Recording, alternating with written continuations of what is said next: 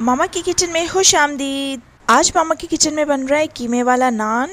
जो हमारे इस चैनल पर अभी नए हैं वो सबसे पहले हमारे इस चैनल को सब्सक्राइब कर ले और बेल आइकन के बटन को प्रेस कर ले और आल पे क्लिक कर ले ताकि हमारी हर आने वाली नई वीडियो को नोटिफिकेशन सबसे पहले आपको मिले। तो ये रेसिपी पसंद आए तो इसे लाइक एंड शेयर ज़रूर करें। अब स्टार्ट करते हैं रेसिपी। आप इस रेसिपी को इसी तरह फॉलो कीजिएगा तो आपका नान बहुत ही ज़बरदस्त बनेगा। आधा कप मैंने दूध लेकर उसमें 2 खाने के ये वाले चम्मच जो है मैंने सिरका डाला है। 3 कप मैंने मैदे के लिए हैं और आधा चम्मच मैंने ईस्ट का लिया है। आधा चाय का चम्मच मैंने नमक लिया है। आधा चाय का चम्मच बेकिंग सोडा, 1 खाने का चम्मच चीनी, आधा कप दूध लिया है। दूध जो है नीम गरम लिया है मैंने। नीम गरम दूध से नान का आटा गूंथना है। अब इन सारी चीज़ों को मैदे में जो है मैं मिक्स कर दूंगी। हाथ से अच्छे से जो है मिक्स करना है, अच्छे से जो है मिक्स करना है ताकि सारी चीज़ें जो है आपस में अच्छे से मिक्स हो जाए। मैंने कर लिया है मिक्स हाथ से। आप चम्मच की मदद से भी कर सकते हैं मिक्स। और अब मैं इसमें डालूंगी 2 टेबलस्पून ऑयल। आप इसमें मक्खन भी डाल सकते हैं। दही यूज़ कर रहे हैं तो फिर ये यूज़ ना करें, ये दही की जगह है। नीम गरम दूध में सिरका डालना है। अगर आप ये यूज़ करें, अगर दही है तो आप नहीं यूज़ करें। मैंने इसको मैदे में डाल दिया है और मैं हाथ से इसे गूंदना शुरू कर दूंगी। और ये देखें मैंने मिक्स कर लिया है और साथ में मैं दूध जो है इसमें डालती जाऊंगी। थोड़ा थोड़ा, एक साथ दूध नहीं डालना है, थोड़ा थोड़ा डालना है और साथ में गूंदते जाना है, अच्छे से गूंदना है। दूध जो है, जो आटा गूंदने के लिए लेना है वो नीम गरम होना चाहिए और थोड़ा थोड़ा डालना है, एक साथ दूध नहीं डालना है, थोड़ा थोड़ा डाल के ये देखें 5 से 10 मिनट लगते हैं आटा गूंदने में। अच्छे से गूंद लें।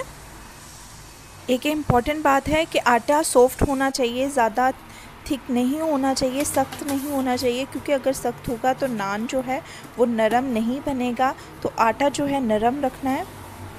अब मैं आटे को 2 घंटे के लिए रख दूँगी। आटा जो है हमारा हो गया है तैयार। तो इस तरह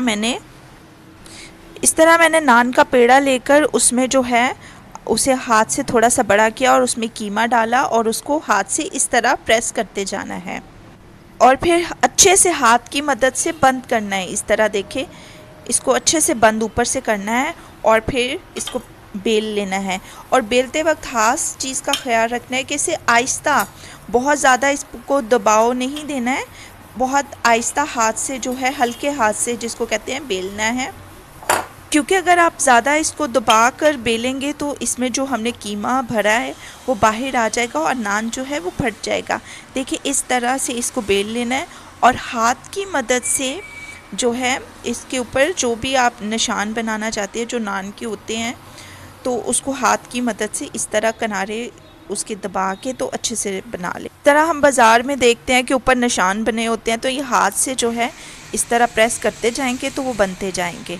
देखें, और नान जो है ज़्यादा पतला नहीं बेलना। नान का जो साइज़ है वो आप अपनी मर्ज़ी का बनाएं, आप अपनी मर्ज़ी का रख सकते हैं। इस तरह उल्टी साइड करके इसके ऊपर लगाएंगे पानी। हाथ से इस तरह पानी लगाना है ताकि ये तवे पे जो है चिपक जाएगा। अगर पानी नहीं लगाएंगे तो वो चिपकेगा नहीं।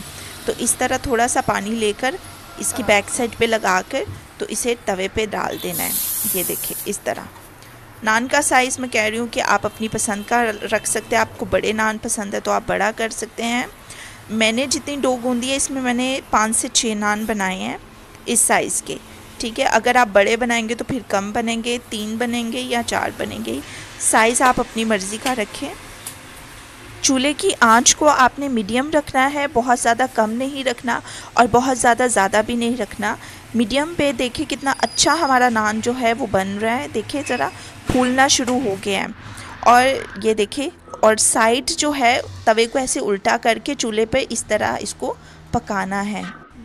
नान को इतना दूर रखना है चूल्हे से कि जले ना नान, उस पर गोल्डन कलर आए, क्योंकि अगर आप करीब कर देंगे तो वो जलना शुरू हो जाएगा, गोल्डन कलर नहीं आएगा। तकरीबन 3 से 5 मिनट लगेंगे तो आपका नान जो है वो ज़बरदस्त तैयार हो जाएगा। ये अब हमारा ये नान हो गया रेडी। इस पे आप चाहे तो ऑयल लगाएं, चाहे तो बटर लगाएं। मैंने बटर लगाया है। ब्रश से भी लगा सकते हैं, हाथ से लगा सकते हैं, जैसे आपको ईजी लगे।